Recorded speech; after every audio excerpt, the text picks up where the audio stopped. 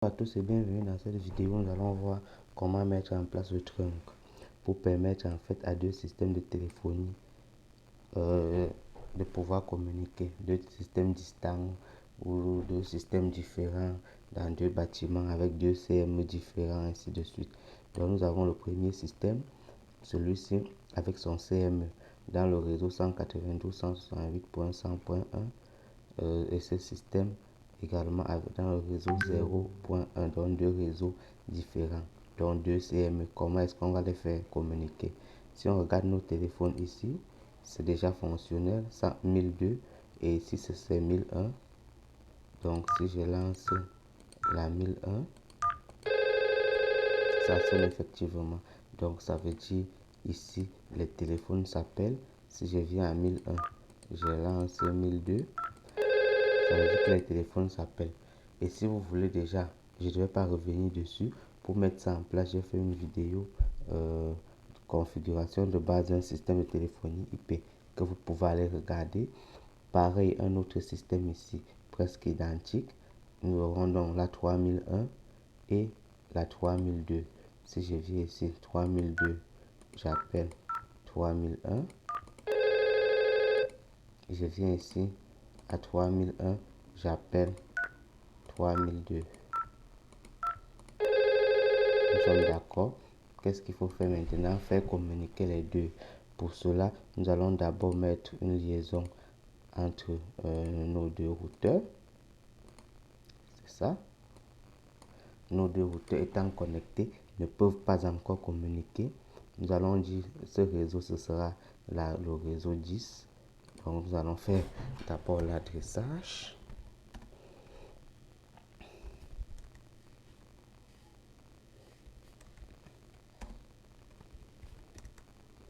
Je vais entrer dans l'interface série 0, 3, 0 de ce routeur. IP adresse 10.10.10.1 espace 255.255.255.0 et ensuite nos shutdown. Donc on a donné la point 1 ici, ça veut dire qu'on va donner la point 2 là-bas.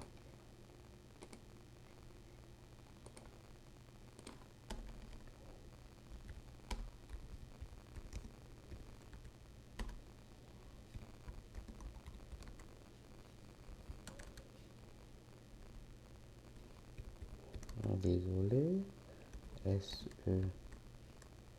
0 0 3 0 également.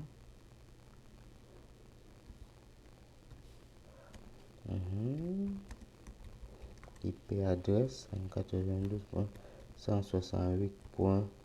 Pardon, désolé, 10.10.10.2 espace 255.255.255.0. Et nous savons tous que pour assurer la communication dans un réseau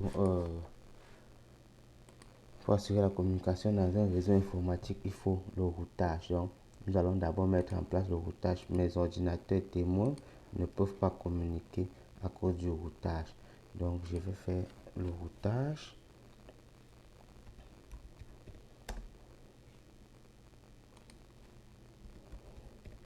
Bon, je vais profiter pour expliquer le principe du routage. En fait, le routage, c'est quoi? J'envoie un paquet que je ne connais pas, j'envoie la passerelle que je connais pour qu'il puisse acheminer. Et nous sommes d'accord que si on est sur ce routeur connaît ce port et ce port, mais il ne connaît pas ceux qui sont ici. Ensuite, ce routeur connaît tous ceux qui sont sur ce port et il connaît celui qui est sur ce port, c'est-à-dire lui, mais il ne connaît pas ceux qui sont ici. Ça veut dire, on va dire à ce routeur déjà que si tu veux envoyer quelque chose à ceux-ci, alors donne à celui-ci, comme il le connaît.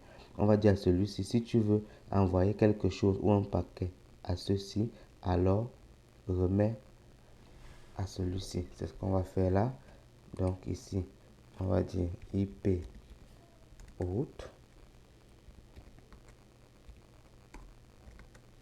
Si tu veux aller dans 192.168.0.0, 255.255.255.0 qui est en fait ce réseau, alors donne à celui-ci. Celui-là c'est quoi? 10.10.10.1. Voilà. On va venir faire pareil sur celui-ci. On va dire ce réseau-ci, nous avons dit que c'était un réseau 100. Donc on va faire la même chose à celui-ci. On va dire exit, on vient en mode configuration, IP route. On va lui dire si tu vas aller 192.168. Bon, je m'excuse déjà. Le réseau c'est le réseau 100.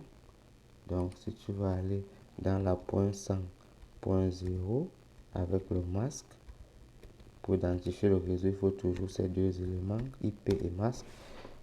Il faut envoyer à qui 10.10.10.2. C'est tout. Parce que comme j'ai dit, ce routeur connaît l'interface-ci et celui-ci connaît l'interface-ci. Si nous vérifions notre routage en envoyant un paquet, ça a pris un peu de temps.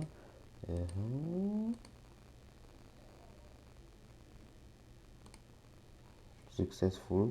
Dans le premier sens, si je prends d'ici à là, successful, vous voyez, notre routage passe. Mais ça ne veut pas dire que le téléphone s'il peut appeler 3001 ou non. Le routage passe, avec que les paquets IP peuvent passer. Maintenant, il faudrait que ce CME communique avec celui-ci en termes de téléphonie. Ça veut dire quoi? Étant donné que ce téléphone-ci interroge ce CME pour trouver les autres extensions. Et ce CME connaît que quoi? Il connaît 1002, il connaît 1001, mais il ne connaît pas les autres. C'est la raison pour laquelle si je suis à 1002, je lance 1001. Naturellement, il le connaît.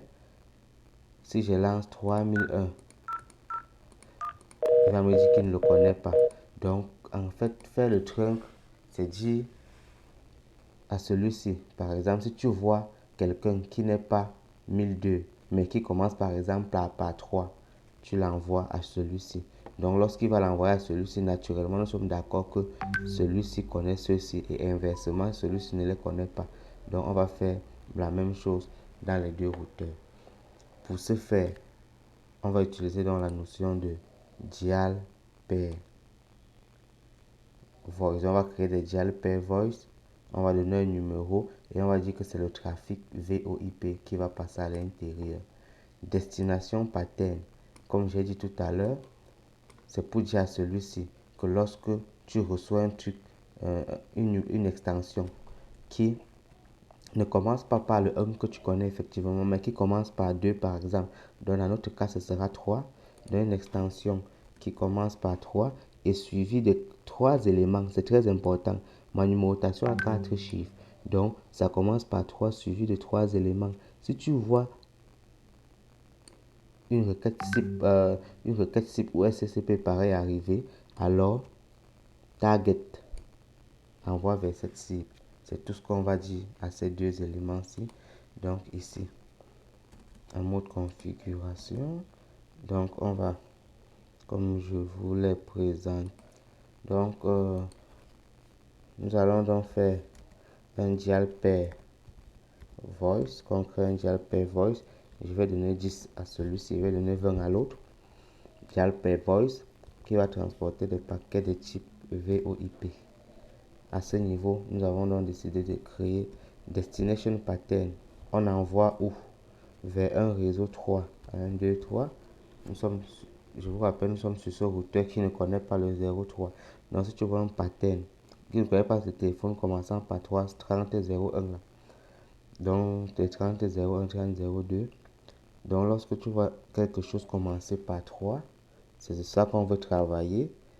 Tu vas faire quoi? Tu vas faire session quoi? Target. Donc tu vas envoyer où? IPv4 2.192.168.0.1. Vous allez forcément vous demander pourquoi est-ce que je n'ai pas mis ce port. Non, on met plutôt l'adresse IP du CME. Et nous avons dit le CME qui répondait à ceci, c'était quoi au départ? C'était la 0.1. Donc on met l'interface en fait de la CME qui répond au téléphone. Il va envoyer ça à la 0.1. Là, c'est correct. On va revenir ici. On va faire pareil. On va faire un dial per voice. On va appeler ça 20 qui va transporter le trafic VoIP. Destination pattern. Ça va vers où? 1, 1, 2, 3. Donc cette fois-ci, pour trouver les 10, 0, 1 et autres. Et ensuite, session target IPv4 protocole utilisé à la couche IP, donc à la couche réseau, pardon.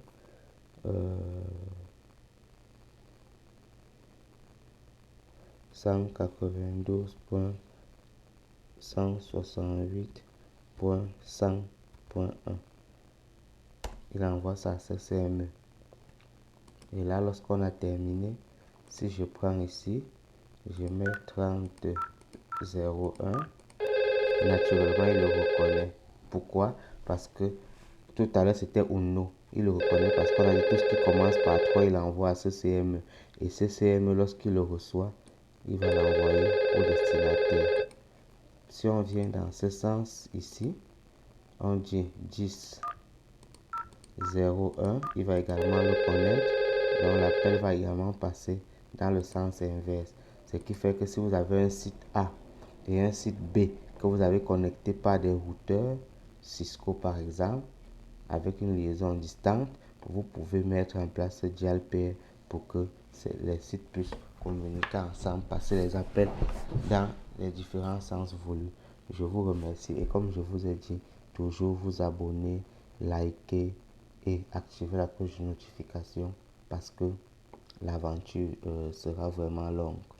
Je vous remercie et si vous avez des sujets particuliers que vous voulez qu'on traite ensemble, n'hésitez pas à mettre un commentaire et je me ferai le plaisir de le faire pour vous. Merci.